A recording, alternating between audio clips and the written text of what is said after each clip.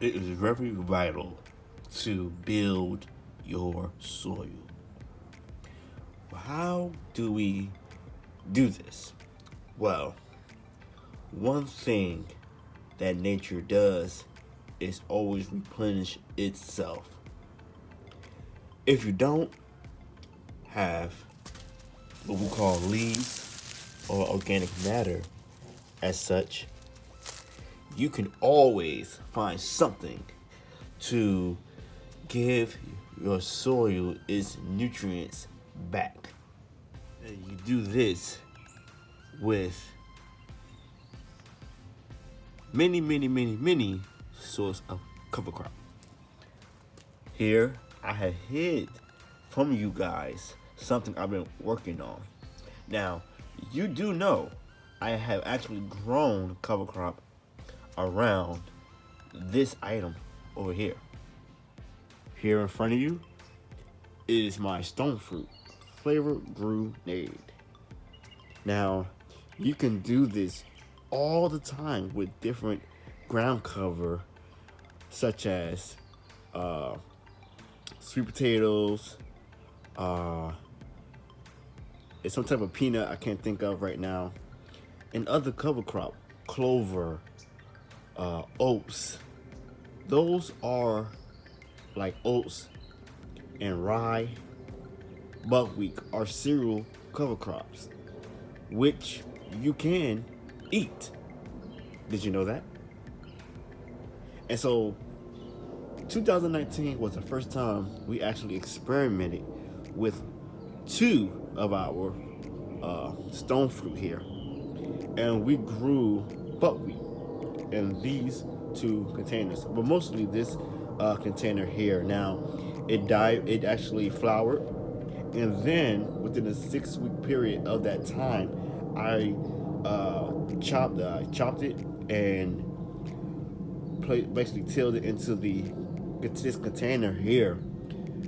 And one thing I do want to say, when growing buckwheat, you got to be very careful, because soon as it flowers, it will seed, and it will seed and spread dramatically in your garden or in even containers. That was my experiment. Can we actually grow cover crop in containers? Yes, we can. Now, watch this. We have a term of saying we're going to put our garden to rest or beds to rest. And one thing you should do is do just that. But have different zones where you still can grow an edible garden or edible food forest or permaculture style. Have different zones. And you can even do this if you're in an urban community growing in containers or raised beds, such as I'm doing right now. Here in this container used to be spearmint, and now it's actually resting. That soil that was in here is actually resting and being replenished with a soil building crop such as oats and peas. Once this is ready, I can go ahead and cut it back and till it in and allow it to decompose and give much carbon and nitrogen, which is very vital to the garden. Now, in the winter and fall and winter months, we know that soil actually goes to sleep. Once it warms up, basically, it actually replenishes itself and is very hungry. But you can still feed it as it is asleep. Did you know that? Well, now you do.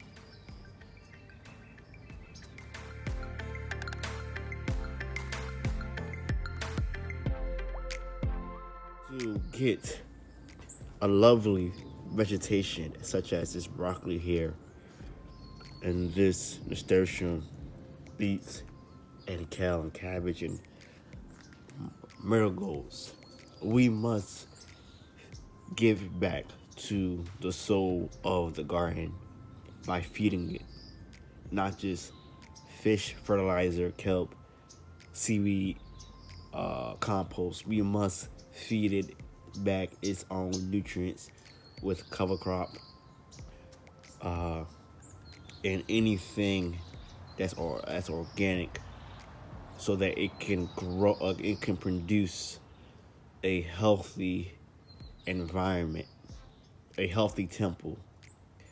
It's very vital that we also give it back its minerals, so that you can have an intake of minerals in your body, in your temple. So if I was you, if you are not growing anything right now in your garden, whether it's in raised beds, containers, or even just in the ground itself, if you have a little small plot, please purchase you some cover crop. No matter if it's a cereal cover crop, such as oats, peas, rye, wheat, or any type of grass, you want to go ahead and sow those seeds right now, especially if you're not going to grow anything in the spring and you're going to wait until the summer to grow.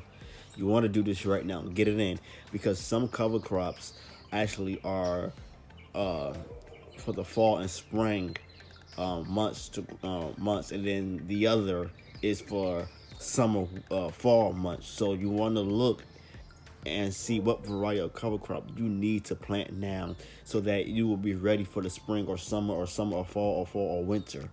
Okay, so with that being said, I want you all to know that you also not just have to feed yourself, but you also have to feed the soul of your garden. Until next time, peace.